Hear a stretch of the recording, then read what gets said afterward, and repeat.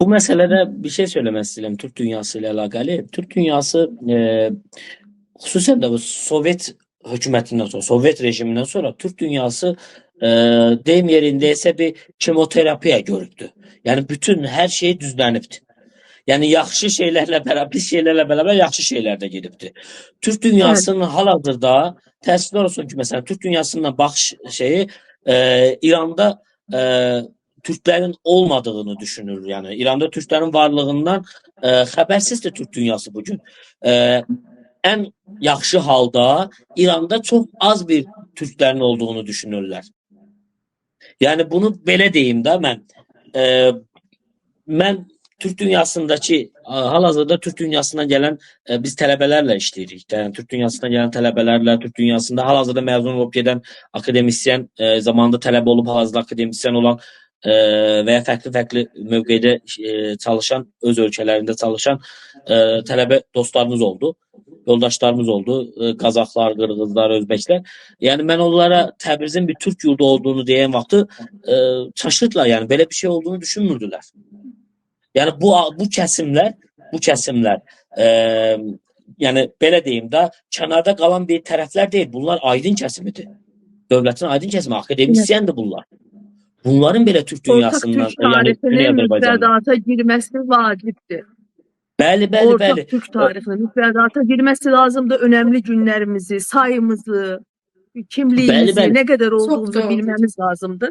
Yani çok Aslında Türk eksiğimiz var. değerli, dünyasında. Tabii bunlara ayrı bir programda da buyurun Pınar Hanım. əslində dəyərli Aynur xanım, ortaq siyasi platforma formalaşdırmalıyıq biz. Mesajlarımız hüquqi, siyasi və diplomatik dilə çevrilməlidir. Türk dünyası mediası ilə davamlı əlaqədə olmalıyıq. Güney Azərbaycan mübarizəsini təkcə emosional yox, strateji təqdim etməliyik. Bunlar məncə yəni çözüm yolları ola bilər bizim üçün. Burada mən bunu da demək istəyirəm. Yəni bəzən həqiqətən mən İrana belə deyim, qibtə etdiyim nöqtələr var İran haqqında. Niyə? Baxırsan ki, məsələn, Əfqanistanda 5% öz məzhəbinə yaxın bir tayfa var. Onu ələ keçirməyə çalışır. Oranı qarışdırır.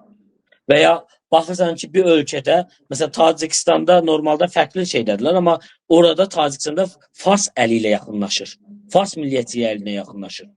Yəni harada bir balaca şey varsa oranı qarışdırmaya çalışır. Amma bugün biz baxırıq, hətta Çin səddini demirəm, mən Sibirdən ta Balkanlara qədər Türk bölgələr və bu bölgələrdə Türklər yaşayır. Ancaq bir-biri ilə təsiri, bir-birini tanımırlar.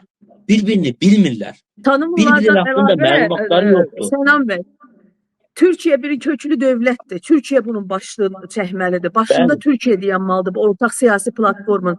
Bakın Ermenistanla Azerbaycan'ın o 44 günlük savaş olduğu dönemden sonra Qazaxıstan Ermenistan'ın önemli gününde götürdü devlet o Ankara'daki Atakule kimi orada da devlet atributu bir bina var. Onu Ermenistan'ın bayrağı ilə eklendi. Bizim xətrimizə dəymişdi. Xətrimizə dəyməməlidir. Ne bəli, bəli, kadar biz bəli, bəli. prinsipiyallıq göstərik. Şimali Kiprlə bağlı. Orta Asiya devletləri getdilər Avropa Birliği ilə müqavilə bağladılar. Eləmi? Bir anlaşma oturdular və herkes dedi ki Orta Asiya devletleri, Türk devletleri Kipri sattı. Sattı değil. Biz prinsipiyallığımızı ne kadar bu bizim için həssas nöqtədir tanıtmamışıq bir-birimizə. Güney Azərbaycan da bütün Azərbaycan üçün həssas nöqtədir. Bunu tanıtmalıyıq artıq.